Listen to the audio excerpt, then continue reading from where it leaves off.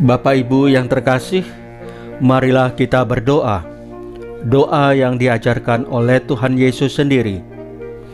Dalam nama Bapa dan Putra dan Roh Kudus. Amin. Bapa kami yang ada di surga, dimuliakanlah namamu.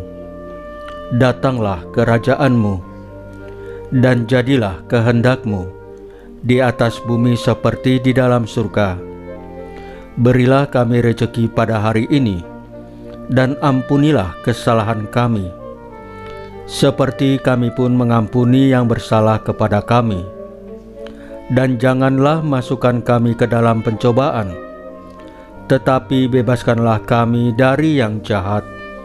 Ya Roh Kudus, hadirlah saat ini untuk memimpin dan membimbing kami dalam membaca firman Tuhan Yesus dan merenungkannya, sehingga kami dapat mengerti maknanya dan dapat kami laksanakan dalam hidup kami sehari-hari di tengah masyarakat kami. Pembacaan Injil Matius bab 7 ayat 7 sampai dengan ayat 12. Mintalah, ketoklah, carilah. Dalam khotbah di bukit, Yesus berkata kepada murid-muridnya, "Mintalah, maka kamu akan diberikan. Carilah, maka kamu akan mendapat. Ketoklah, maka pintu akan dibukakan bagimu. Karena setiap orang yang meminta akan menerima, setiap orang yang mencari akan mendapat, dan setiap orang yang mengetuk, baginya pintu akan dibukakan.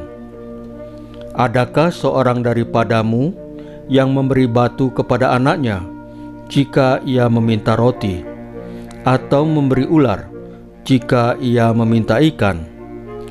Jadi jika kamu yang jahat tahu memberi yang baik kepada anak-anakmu, apalagi Bapamu yang di surga, Ia akan memberikan yang baik kepada mereka yang meminta kepadanya. Segala sesuatu yang kamu kehendaki supaya orang perbuat kepadamu, perbuatlah demikian juga kepada mereka. Itulah isi seluruh hukum Taurat dan kitab para nabi." Demikianlah sabda Tuhan. Terpujilah Kristus. Bapak Ibu yang terkasih, pernahkah Bapak Ibu merasa frustasi ketika meminta sesuatu, tapi jawabannya tidak kunjung datang? Seperti mengetuk pintu yang terasa berat, atau berharap namun tidak melihat hasilnya. Sering kita lupa bahwa setiap doa kita didengar oleh Bapa yang penuh kasih. Yesus mengingatkan kita, "Mintalah, maka kamu akan diberikan. Carilah, maka kamu akan mendapatkan. Ketoklah, maka pintu akan dibukakan bagimu." Firman ini mengajak kita untuk tidak takut datang kepada Bapa, meski hati kita lemah atau penuh keraguan. Ketika Yesus mengucapkan kata-kata ini, Ia sedang mengajar murid-murid tentang doa yang hidup.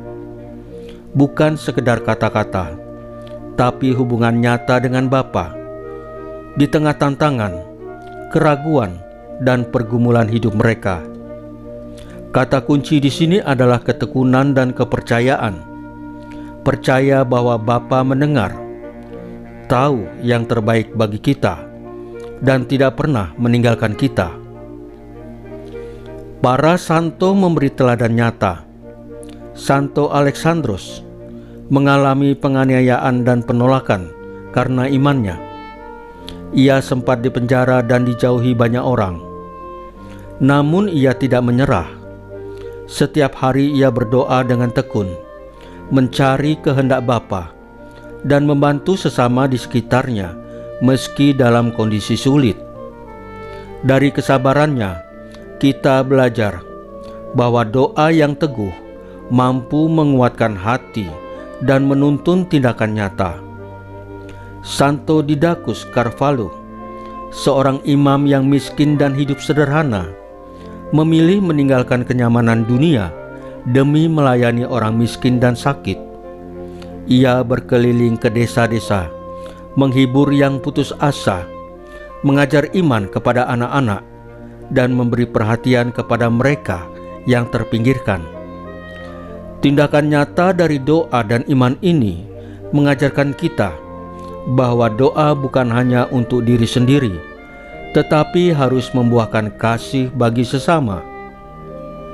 Hari ini, kita dipanggil untuk mengakui dosa, yaitu kurang percaya kita kepada Bapa, untuk berani menyerahkan kekhawatiran kita kepada Bapa, dan untuk percaya bahwa setiap langkah hidup kita dituntun oleh Bapa.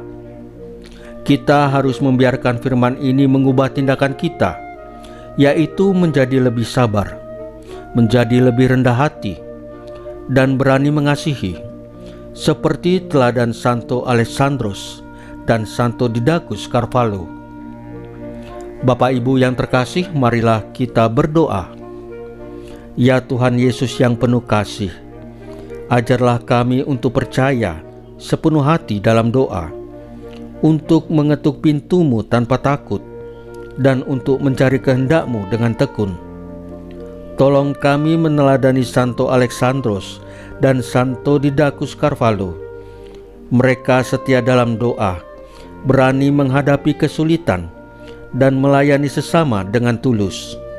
Semoga hidup kami mencerminkan iman yang percaya dan teguh kepadamu. Salam Maria, penuh rahmat, Tuhan sertamu.